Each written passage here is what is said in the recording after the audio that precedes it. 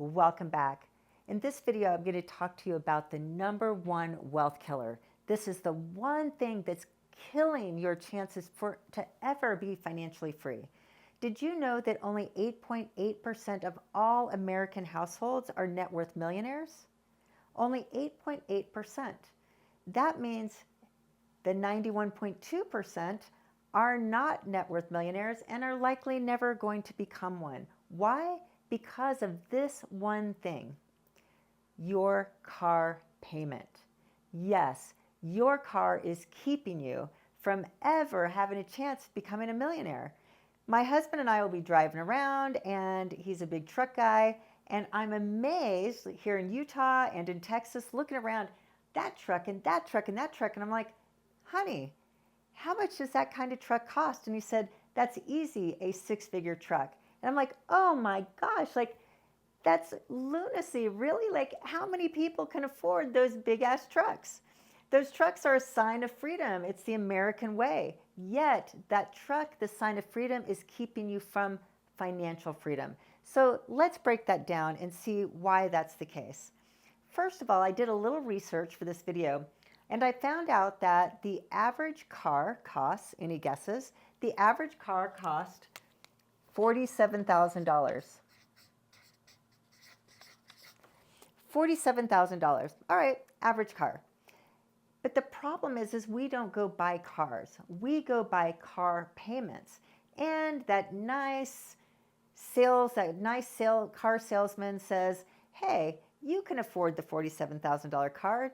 I can sell this to you. Just tell me how much you can afford on a monthly basis. And therein lies the problem, because we don't buy cars in this country. We buy car payments for car payments for car payments. In fact, we don't trade cars for cars. We trade car payments for car payments. So let's break this down. Now, there are different types, different term car payments. There's a 36-month, a 48-month, a 60-month. Now, what term do you think they go with? Do they go with the short term, the 36-month, or do they go with the long term, the 60-month? In most cases, people are dragging out their car payments in order to afford these expensive cars. But without doing the math, we don't know how much extending these terms are actually costing us. So let's break it down and let's look at this. All right, so a 36-month car payment on a $47,000 car at a 7% interest rate, which I think interest rates are probably hovering somewhere around that percentage at this point in time. All right, so 36 months. Now, what I recommend is you never buy a car for more than a 36-term loan. Why? You pay too much in interest. Ultimately, you'll pay too much for the car, but that's the problem. We have these long terms. My advice is if you can't afford the car payment at the 36 months, you can't afford the car. All right, but let's look at this. What is a 36-month loan payment at 7% interest on a $47,000 car? Again, any guesses? We're looking around $1,400. $1,400 for a car payment on a $47,000 car. All right, that sounds like a chunk of money, but $1,400. But let's even extend this out a little bit more. What do you think you're paying in interest on that 36-month loan? How much do you think you're paying on interest? Again, any guesses? We're probably looking around $5,200. So you're paying $5,200 of interest. So then that means you're not buying a $47,000 car. How much car are you buying? You're buying a car that's $52,200. So that's how much more you're paying for the car for this 36 loan by getting the loan in the first place. Meaning if you paid cash, you'd only be paying $47,000. Now, let's extend that out. Say, I can't afford $1,400 a month. So Mr. Car Salesman, keep me under $1,000. He says, no problem. I can do this in 5 years. This car can be fully yours, and all it's going to cost you is about $930 per month. But again, close to $1,000 for a car payment. Oh my goodness. So $1,000, but now we've extended the term, so we're going to pay more in interest. Any guesses how much you'll pay in interest? So we're moving it from about $5,200 to over $9,000 of interest. Again, you're not buying a $47,000 car, you're buying a $56,000 car. So you can see how this works. And what this is this is just money you're giving the bank, that car bank, just handing it over. And would you rather have $9,000 in your pocket or $5,000? We're just giving our money away to these banks by driving these new expensive cars without doing the math and actually know what it's costing us. All right, so that's the average car. What about the luxury cars for those that are earning six figures, and now we're paying for that emblem? And what is that emblem costing us? I did a little research, and the average luxury car is $70,000. So just to drive with the BMW or the Mercedes or the Acura or the fill in the blank emblem, whatever your favorite luxury emblem is, you're paying an extra $23,000 on average for the car, just for the emblem. I don't know, maybe those luxury cars have some new features, but I don't even know if they have that much amount of new features, better features over your average $47,000 car. But again, let's look at this. All right, so how much would you pay on a monthly basis on a 36-month loan for a $70,000 car at that 7%? Any guesses? $2,100 a month for that car payment, for that luxury car. $2,100 a month. Oh my gosh, if we only knew what that $2,100 could do for us in our wealth creation, but instead we're putting it towards that fancy truck with the big tires and the grills and all the other stuff that those big trucks offer us. I even wonder how many of those truck drivers actually use them as trucks. Do you ever put anything in that back tailgate thing, or what's the back bed? Do you ever put down the tailgate? Anyway, I'm just curious. But what do you think the interest now is going to be on this 36-month loan on this $70,000 car at 7%? It's going to be roughly $8,800. Again, that's how much you're paying. So $70,000. So what are you doing? We're like at over $78,000 for that same car once you tack on the interest. But you're like, no way, I can't afford $2,100 for a car payment. Are you kidding me? Extend that baby out to 5 years. So that's the good side, is we get to reduce that payment from $2,600 to about $1,400. But again, longer period of time that we're paying that off, which means it's going to be more in interest. So how much are we paying interest? On this one, we're paying $13,000 of interest, which means we're paying close to $83,000 for that car. So just let that sink in a little bit. But this is the wealth killer. We're driving these car payments that are killing our opportunity to put that money that's going to be, we'd put towards wealth creation. All right, so now we're looking at cars. I also want to go over here. Like I said, only 8.8% of Americans are net worth millionaires. But the reason why I like to state that, because I don't know, on TikTok and Instagram and Facebook, probably even on YouTube, it makes it sound like everybody's a millionaire. Everybody's making millions of dollars by doing all this stuff online. Not true. The statistics say otherwise. But also what it looks like is everybody's making a ton of money, right? Their monthly or annual income is, hundreds of thousands of dollars a month. Who knows? That's what it appears to be. So I thought it would be helpful, again, just to ground in some factual numbers so that we can know the reality or the truth of what true financial situations are out there in our universe. So the average American household, again, this is usually two-income families, but the average household income for the U.S. is about $106,000. So nice six-figure income. That's great. Now, all these numbers I'm going to put up on the board here are pre-tax, meaning this is gross income. We're making less than this. We're taking home less than this once we factor in those taxes. But again, gross income. But what do you think to be in the top 20% of all income earners in the U.S.? it bumps up to about 120,000. So that's $10,000 a month. Now, to make clear, in all these like online programs, it says easy, make $10,000 a month by investing in my coaching program, for example. I'll show you how to make $10,000 a month. And like I've said in other videos, that $10,000 a month is gross revenue for your business. It's not minus expenses. So when you're making $10,000 a month in your business, you're not making $10,000 a month in your household. You're making less. But in this case, to be in the top 20%, you're making $10,000 a month in your household. Not bad. 20%. So top 20%. Now, to get to the top 10%, again, this means 90% of Americans are making less than this, but top 10%, it's bumping up to 215,000. So 250,000 is top 10%. Again, it makes it sound on TikTok that everybody's making millions of dollars. So just go through this. You're bumping up to 295 to be in the top 5%, and you're bumping up to about 591 or close to 600 to be in the top 1%. So just ground yourself. Where are you in the top, what percentile are you in?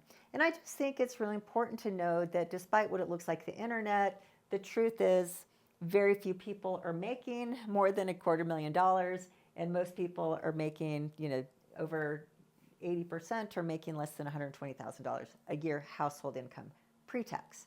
All right, so now I'm going to move us to the boxes, and this is what I call the Bermuda Triangle of personal finance, meaning this is where your money gets lost, this is where it never returns, and this is what keeps you in the place of, whirling in circles and crashing and burning and never reaching that place of financial freedom.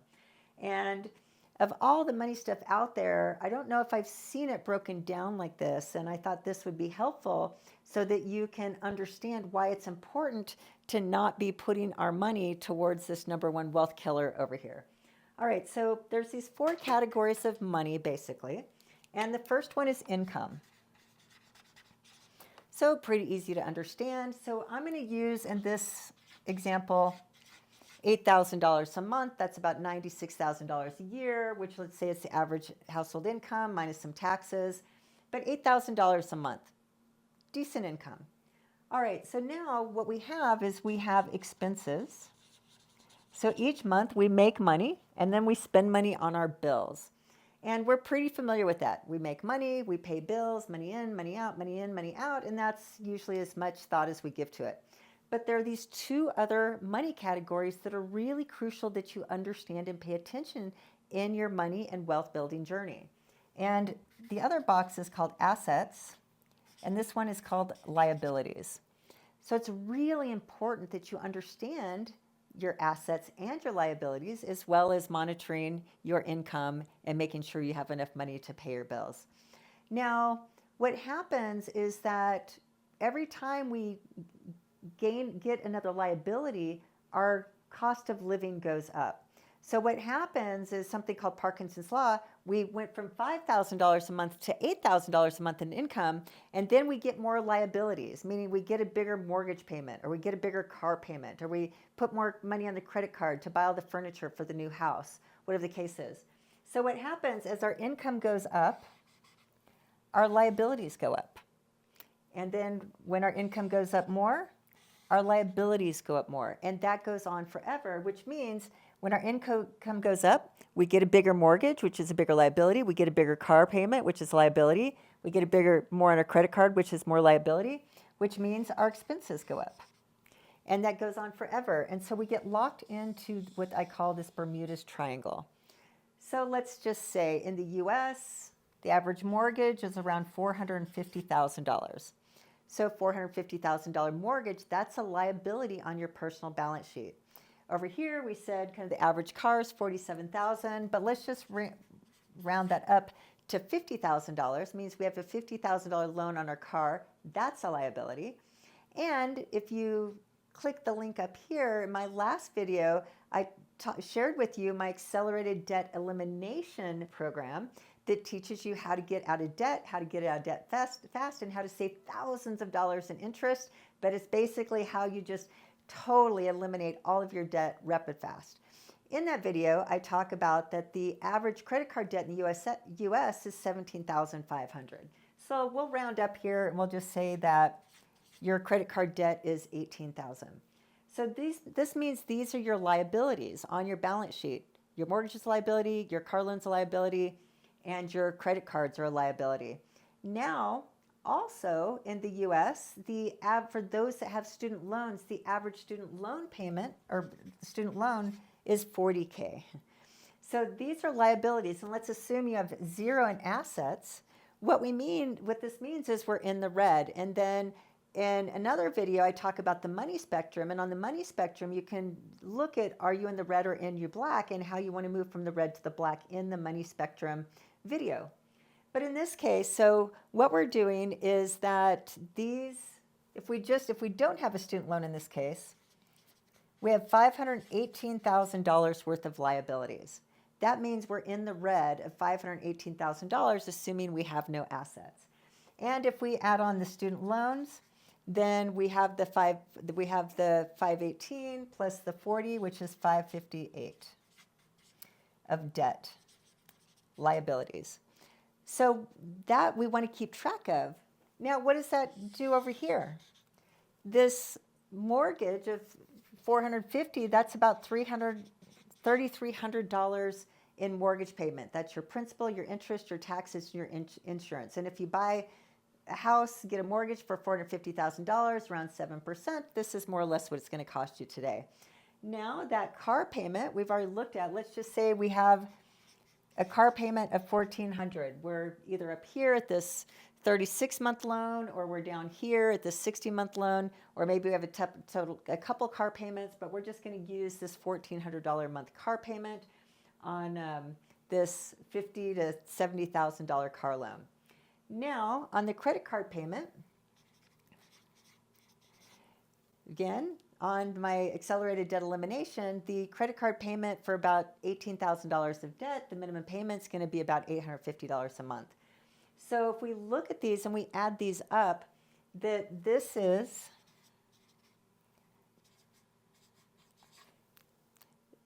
this total is $5,550.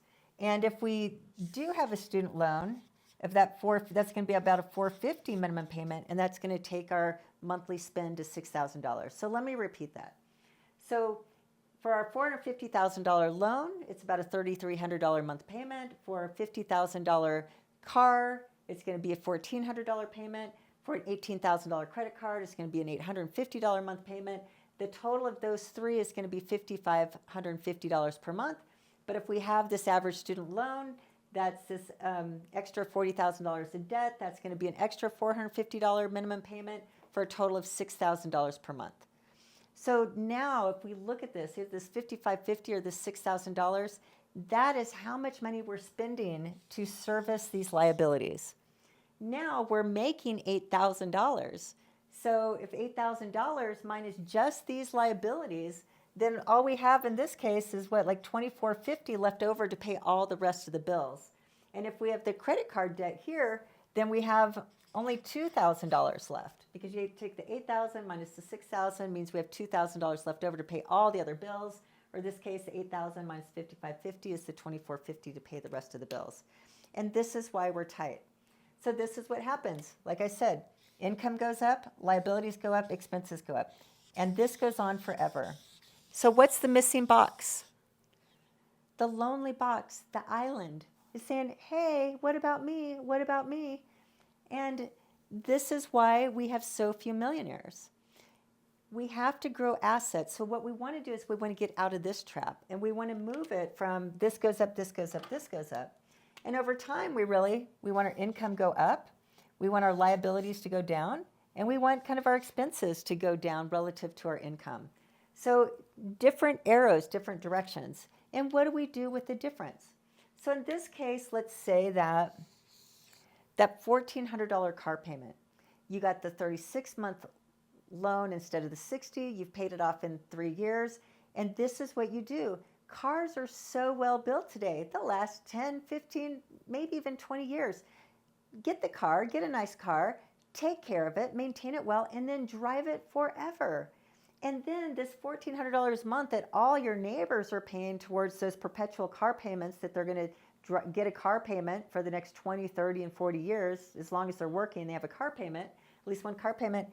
Instead, you're going to put this $1,400 and you're going to invest this $1,400 per month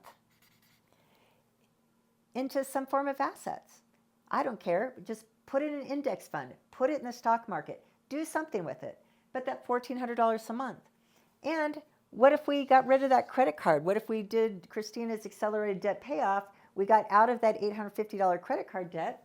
Now we have the $850 credit card debt for a total of $2,250.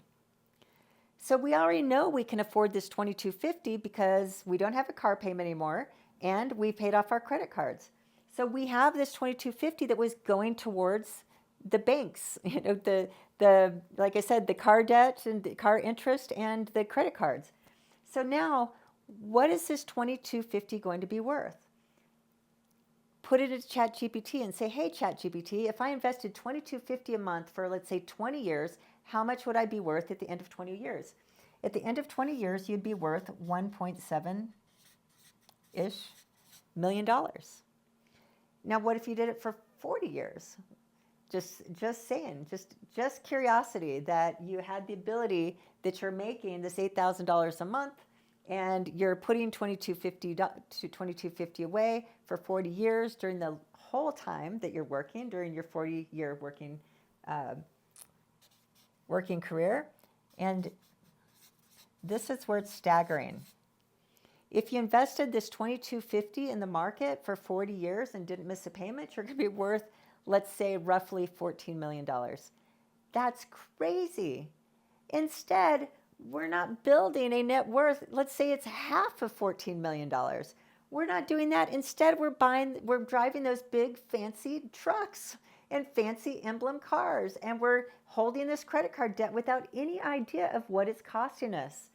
So this is what I want to point out, so that when we have the truth and we have the knowledge, we can make different decisions. But now what we want to do, how this works is that, like I said here, every time you have a liability, you gain a liability, you get more expense.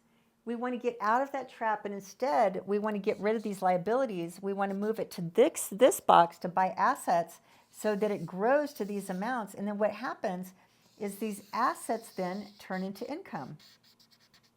And if we use the 5% rule on $1.7 million, if we had $1.7 million of asset value, how much income do you think that's going to produce for us? And that's going to create about $7,000 per month if we had this $1.7 million. So why don't we quit driving the truck, stay out of credit card debt, put the money over here, build this $1.7 to $2 million net worth, and then we're going to make our $8,000 of passive not working income that comes out of this box. This box is what creates the passive income. So then we don't have to work for that $8,000 by hustling every single day and going to our day job. Instead, we let our assets pay us because our money's at work and doing the work for us. To summarize all of that up, hopefully it all makes sense.